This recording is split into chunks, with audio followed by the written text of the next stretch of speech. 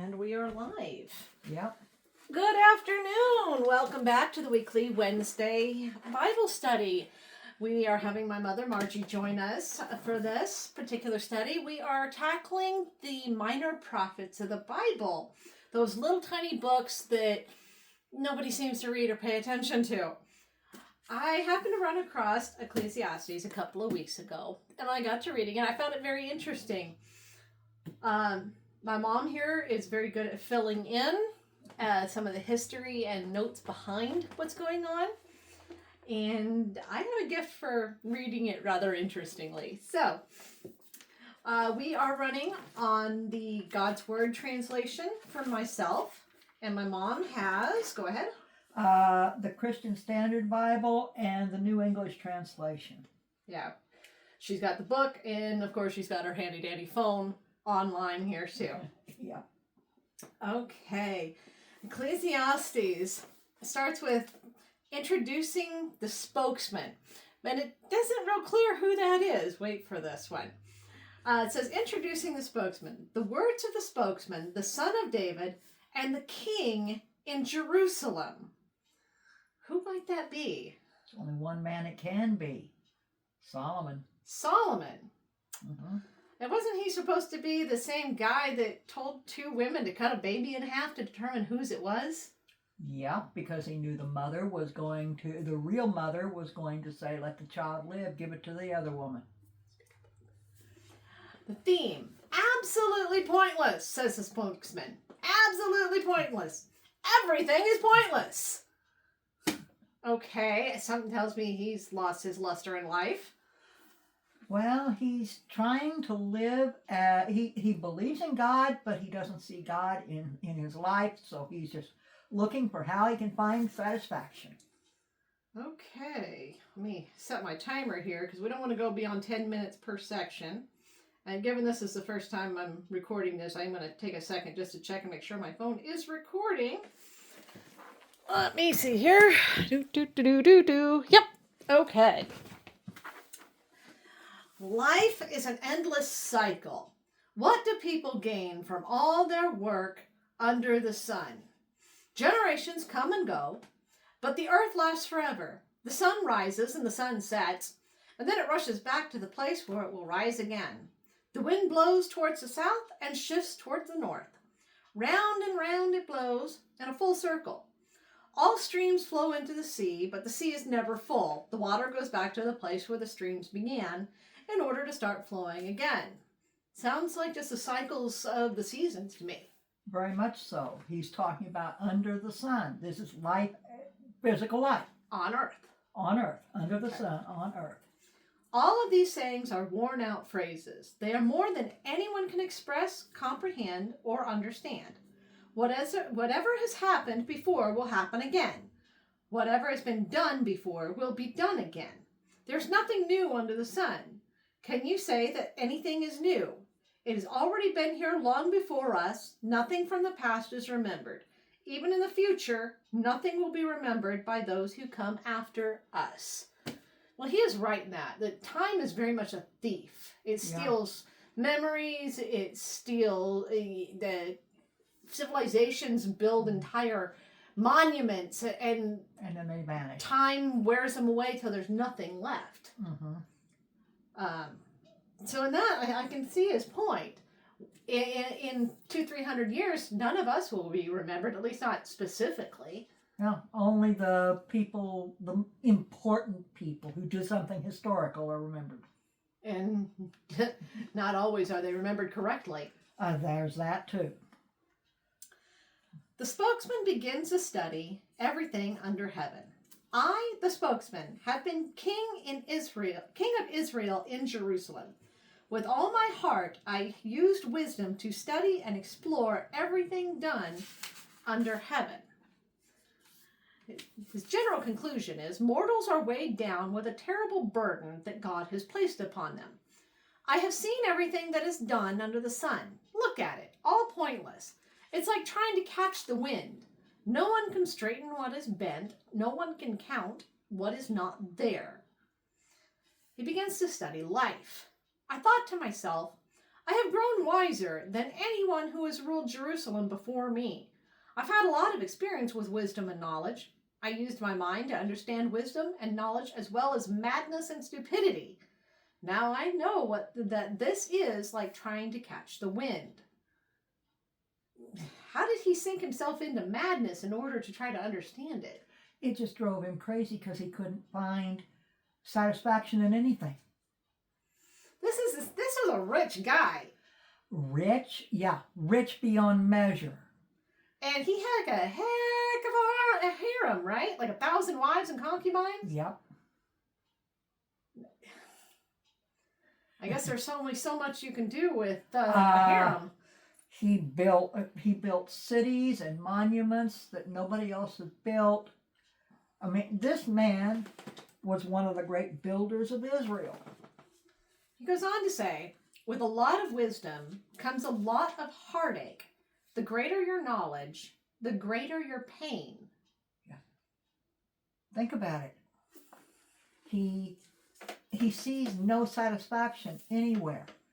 He sees the same things that many of the prophets complained about. Though there's just no, the evil prospers, the good don't.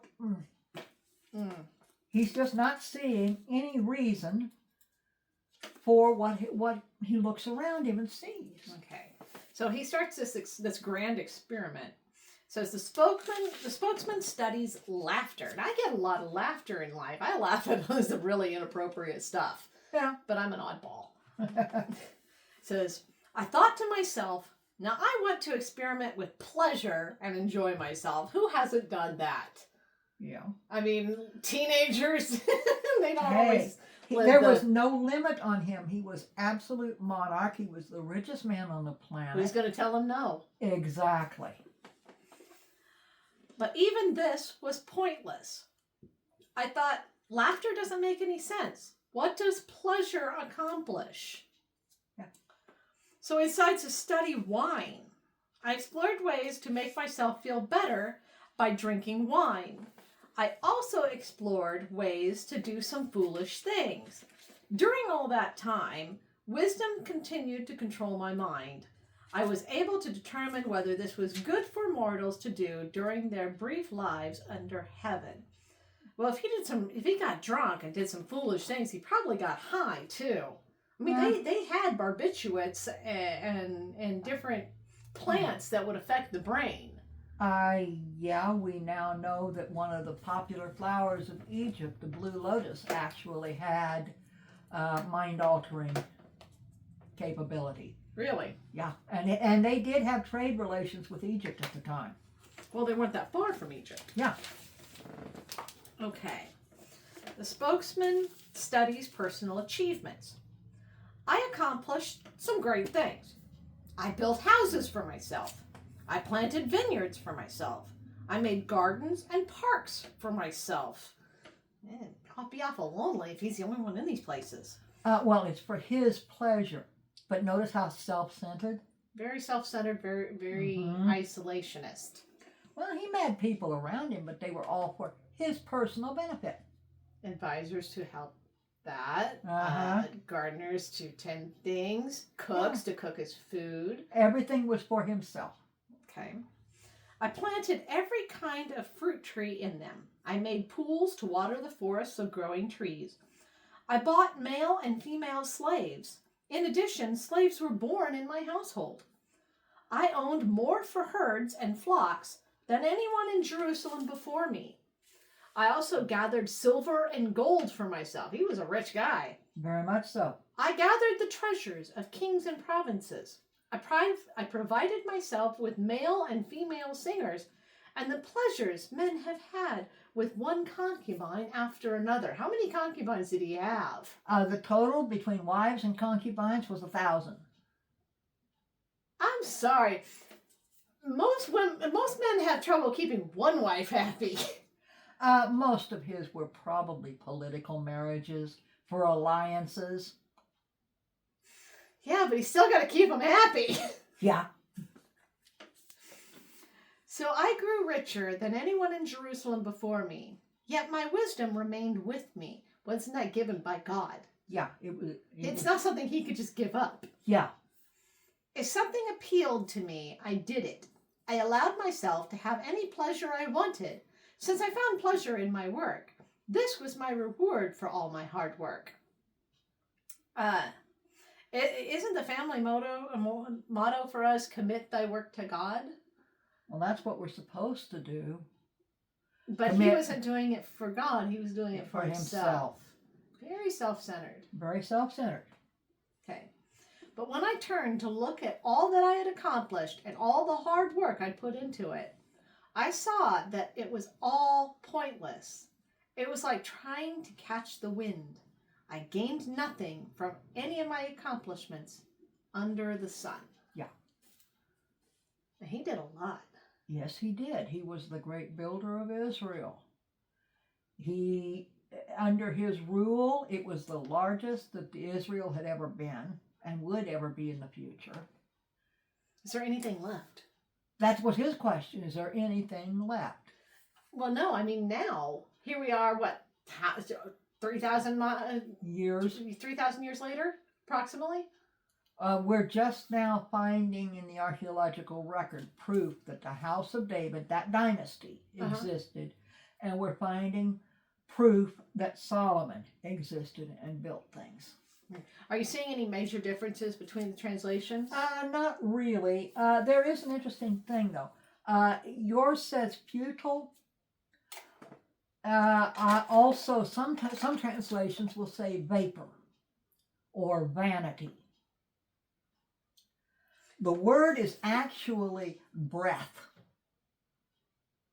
But all breath comes from God. All breath comes from God, and you can't grab hold of it. No. It's important. Nothing says it's not important. You don't stop breathing, you don't live. But you can't just reach out and grab it and hold on to it. Not another minute can be bought. Exactly. And that's the word he's using, is the word for breath or vapor. All right. Well, that is our little time limit for today. We will continue next week, starting on chapter 2 of Ecclesiastes, verse 12, where it says, death is the common destiny of all life. Mm-hmm. So, until next time, my friends. Yeah.